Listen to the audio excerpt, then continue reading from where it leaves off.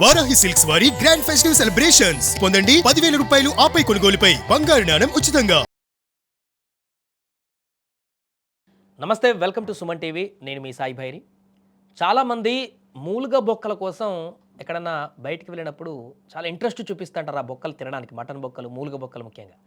ఇలాంటి బొక్కలు గనక నమలడానికి ఎక్కువ ఇంట్రెస్ట్ చూపిస్తే, కఠినంగా వాటిని తింటే మీ పళ్ళకేమైనా ప్రమాదం ఉందా తెలుసుకునేటువంటి ప్రయత్నం చేద్దాం. మనతో పాటు ప్రముఖ డెంటిస్ట్ డాక్టర్ చరణ్ కుమార్ గారు జాయిన్ అవుతున్నారు. సార్ నమస్తే. సార్ నమస్తే అండి. సార్, మూలుగ బొక్క చాలామందికి మన తెలుగు రాష్ట్రాల్లో ఇష్టం, మనందరికీ తెలిసిందే. దానికోసం యుద్ధాలు కూడా జరుగుతాయి, కొంతమంది కొట్టుకుంటారు కూడా. అలాంటి బొక్కలను గనక రెగ్యులర్గా తింటే పళ్ళకేమైనా ఇబ్బంది కలుగుతుందా? Very nice question. యాక్చువల్‌గా ఏం జరుగుతదంటే, మన పంటికి కొంచెం స్ట్రెంత్ ఉంటది. ఎంతవరకు సపోర్ట్ చేయగలుగుతదనేది. సో, ఈ ఇట్లాంటి హై స్ట్రెంత్ మెటీరియల్స్ అంటే, ఈ బొక్కలు గాని, అట్లాంటియి రెగ్యులర్‌గా నములితే ఏమవుతదంటే, పన్ను క్రాక్ అయిపోయే అవకాశం ఉంటది.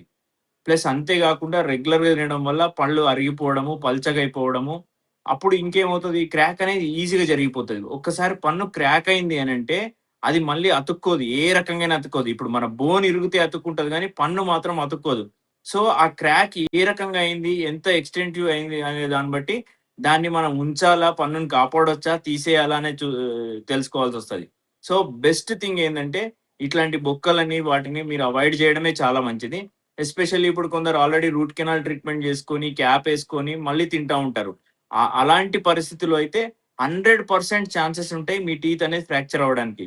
సో, ఇంత హై స్ట్రెంత్ మెటీరియల్స్ అయితే అవాయిడ్ చేయడమే బెటరు. మీకు అట్లా గావాలి అనుకుంటే మీరు సూప్ లాగా చేసుకొని తీసుకోవచ్చు. బట్ డైరెక్ట్ బోన్‌ని కొరకడము, నమలడము అనేదైతే 100% మీరు అవాయిడ్ చేయడమే మంచిదండి.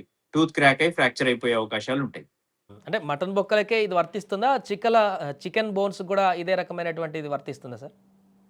బెటర్ ఎనీ బోన్ పెద్దగా నమలకపోవడమే మంచిదండి. ఎందుకనంటే, మన టీత్ మనకు లైఫ్ టైమ్ రావాలి. అఫ్‌కోర్స్ ఆర్టిఫిషియల్ ఆప్షన్స్ చాలా ఉన్నాయి. పన్ను పోతే ఇంప్లాంట్ పెట్టొచ్చు, క్రౌన్స్ పెట్టొచ్చు, క్యాప్స్ ఎయొచ్చు, అన్నీ జేయొచ్చు.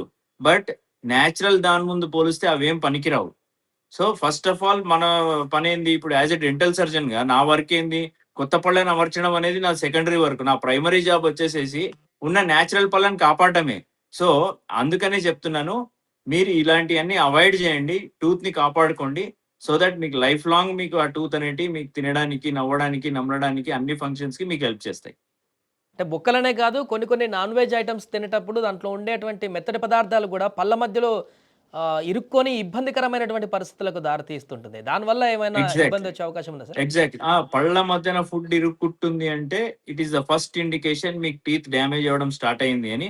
అట్లుంటే మీరు ఇమ్మీడియేట్ వచ్చి చేయించుకోవాలి. ఎందుకు ఇరుక్కుంటది పళ్ళ మధ్యన అంటే, ఇప్పుడు పన్ను కింద భాగం మొత్తం 70% భాగంకి గమ్ అనేది కవర్ అయితది. సో, మనం తిన్నప్పుడు ఏమవుతది, స్లోగా అక్కడ ఫుడ్ ఇరుక్కోవడం స్టార్ట్ అయితే, ఈ గమ్ అనేది కిందికి జారుతా ఉంటది. కిందికి జారినప్పుడు ఏమైతది, 2 పళ్ళ మధ్యన స్పేస్ ఏర్పడతది. బాక్టీరియల్ గ్రోత్ పెరిగిపోయి ఇంకా గమ్ డ్యామేజ్ అనేది కంటిన్యూ అయితేనే ఉంటది. సో, మీకు అట్లాంటి ఇబ్బంది ఉంటే మీరు ఇమ్మీడియేట్ గానే రావాలి. చాలామంది చెప్తుంటారు, నేను మంచి హెవీ కాస్ట్లీ క్యాప్ పెట్టుకున్నాను, చాలా గట్టి క్యాప్ పెట్టుకున్నాను, బొక్కలు నమలేయొచ్చు, నాకేం కాదని చెప్పేసి తినేవాళ్ళు కూడా ఉంటారు.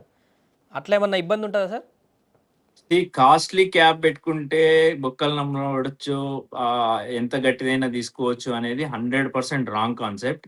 ఏ క్యాప్ అన్నా పెట్టండి. లోపల ఉన్న టీత్ పైనే కదా అది కూర్చుంటుంది. సో, లోపల ఉన్న టీత్ బాగుండాలి అనంటే మీరు ఇట్లాంటి వస్తువులు తీసుకోకపోవడం బెటర్. ఎంత కాస్ట్‌లీ క్యాప్ అయినా సరే లోపల ఉన్న టీత్ పైనే కూర్చుంటది. సో, దానికంత స్ట్రెంత్ ఏమి ఉండదు. సో, ఒకవేళ అట్లాంటి ఇబ్బందులు ఏ రకంగా ఉంటాయంటే, మీ క్యాప్ ఊడిపోకపోవచ్చు.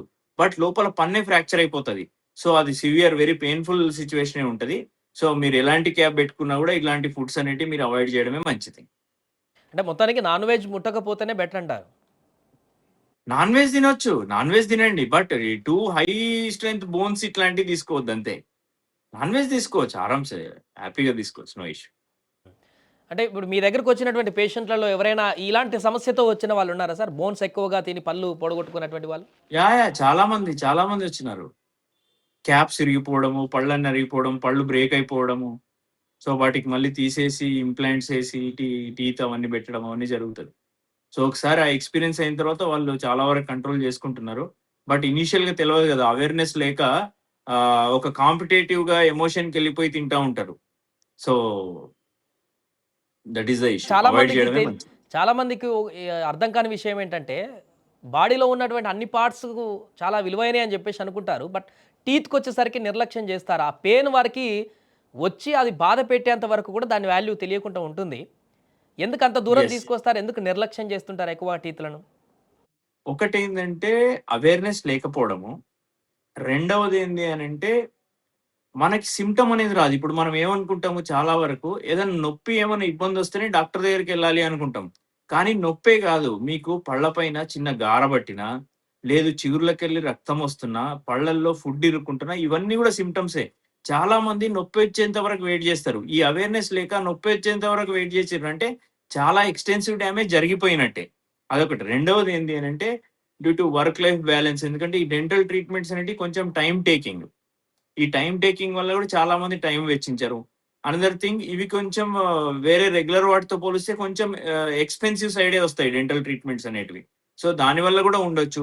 ప్లస్ చిన్నప్పటి నుండే మనకి ఓరల్ హైజీన్ ప్రాక్టీసెస్ గాని అట్లాంటి వి అడ్వైజ్ అంటే స్కూల్ నుండే ఇట్లాంటియన్నీ ఇంక్లూడ్ చేస్తే మంచిగా మెయింటైన్ చేసుకునే అవకాశాలుంటాయి.